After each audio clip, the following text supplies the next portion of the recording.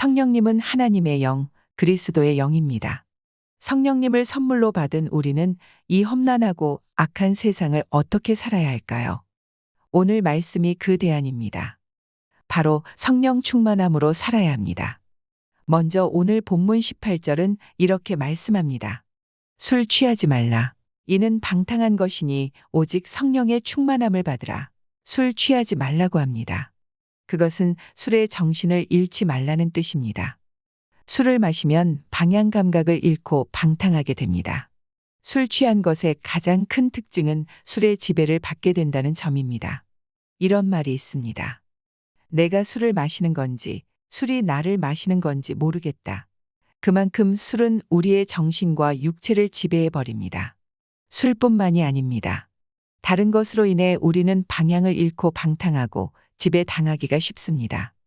우리가 이 세상을 살아가면서 성령님을 의식하지 않고 하나님의 뜻을 제대로 알지 못하고 따르지 않는 삶은 다른 데에 정신을 빼앗기고 사는 삶과 같습니다.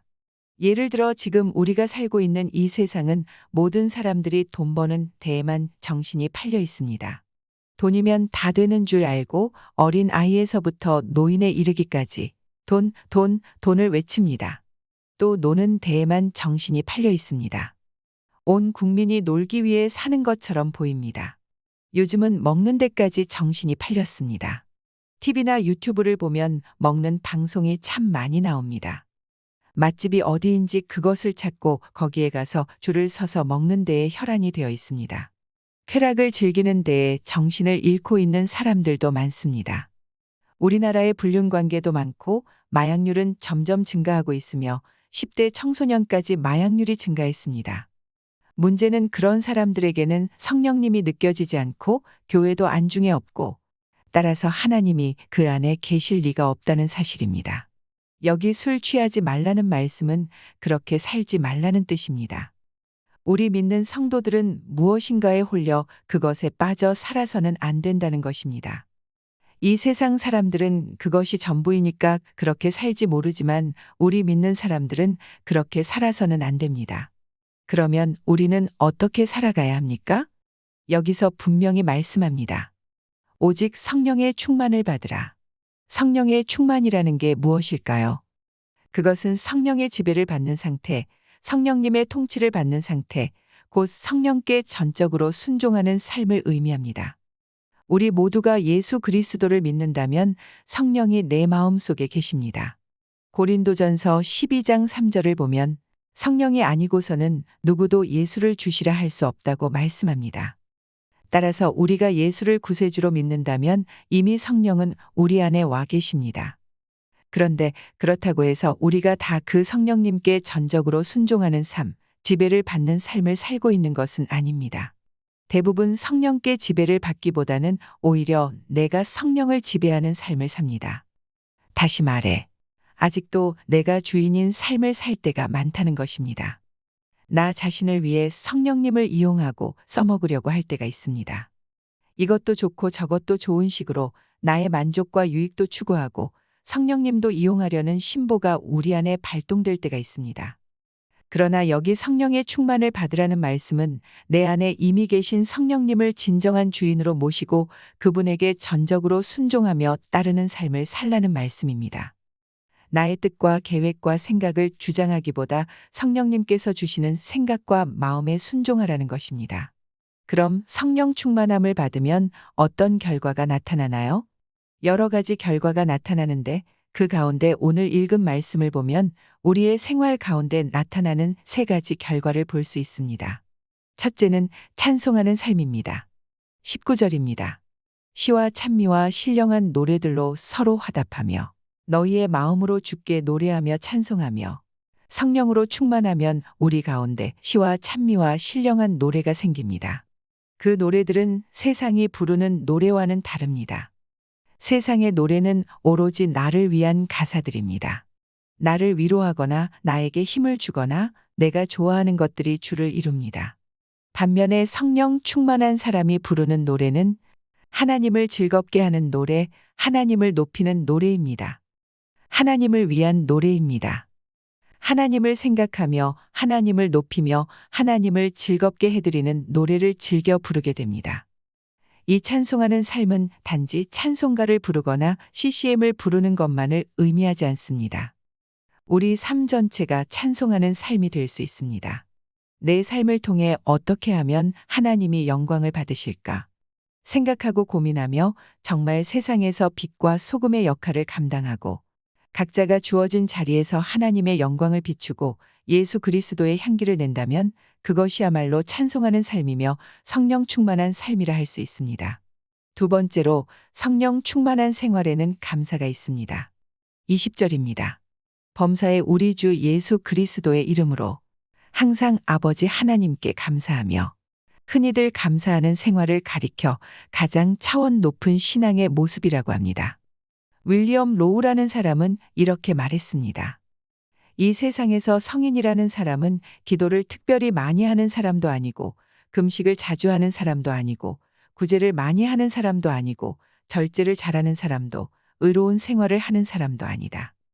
하나님 앞에서 항상 감사할 줄 알고 하나님이 원하시는 일이라면 무엇이나 하려는 그 사람이 진정한 성자이다. 감사할 만한 상황일 때 감사하는 일은 그리 어려운 일이 아닙니다. 본문 20절에서는 분명히 말씀합니다.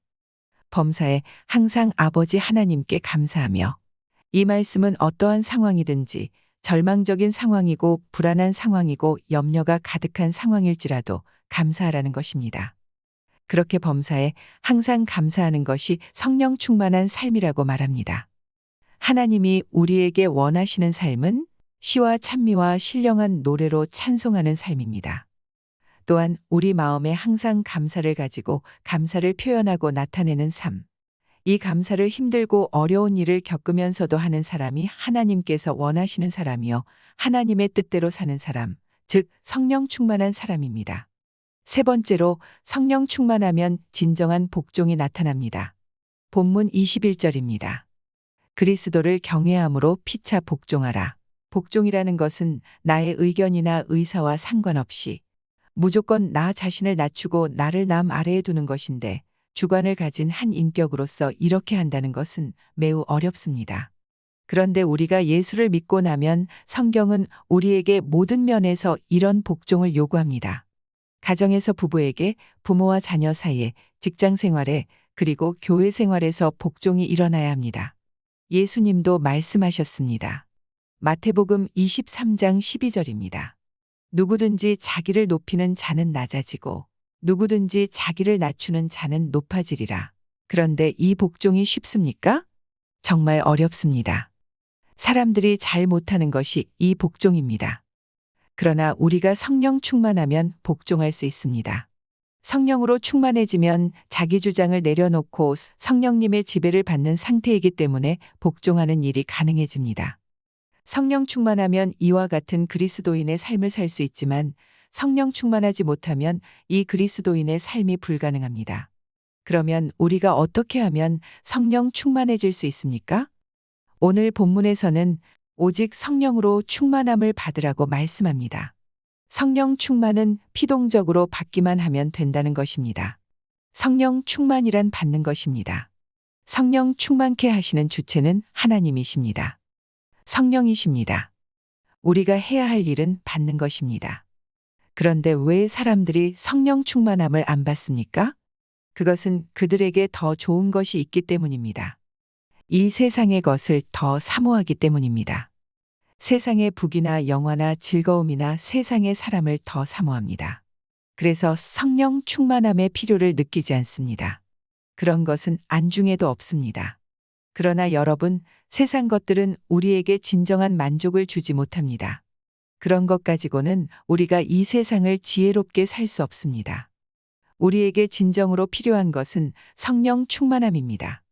성령 충만함만 있으면 우리들이 이 세상을 얼마든지 지혜롭게 살아갈 수 있고 성공적인 삶을 살 수 있습니다. 그러므로 우리는 이 세상의 어떤 것보다 성령의 충만함을 더 사모해야 합니다. 바라기는 우리 모두가 악한 세대를 살아가는 유일한 길이 성령 충만인 줄 알고 자신을 돌아보기를 소원합니다. 내가 성령 충만해서 진정한 찬송과 예배에 감격이 있는가? 내가 어떠한 상황에서도 하나님께 감사를 드리고 있는가? 내가 삶의 모든 자리에서 복종하는 삶을 살고 있는가? 이것들을 살펴보면서 이제까지 성령 충만하지 못했던 것을 회개하고 하나님이 거저주시는 성령의 충만함을 받기 위해 기도하기를 소원합니다. 성령을 선물로 받는 것은 단 한 번에 이루어지는 단회적인 사건이지만 성령 충만함을 받는 것은 계속해서 이루어져야 할 지속적인 사건입니다. 성령님을 선물로 받은 이후에 성령 충만은 회개와 관련이 있습니다. 우리가 100% 회개하면 100% 성령 충만을 받지만 우리가 부분적으로 회개하면 성령님도 우리에게 부분적으로 받게는 역사하시지 못합니다. 우리가 이 험난하고 악한 세상에서 성령 충만함을 입어 살아갈 때, 그리고 믿음을 가지고 우리 안에 계신 성령님께 순종하며 말씀대로 살아갈 때, 능력을 체험하고 성령님이 내 안에서 역사하심을 더더욱 보게 됩니다. 이렇게 성령으로 충만한 삶을 사는 우리 모두가 되기를 주님의 이름으로 축원합니다.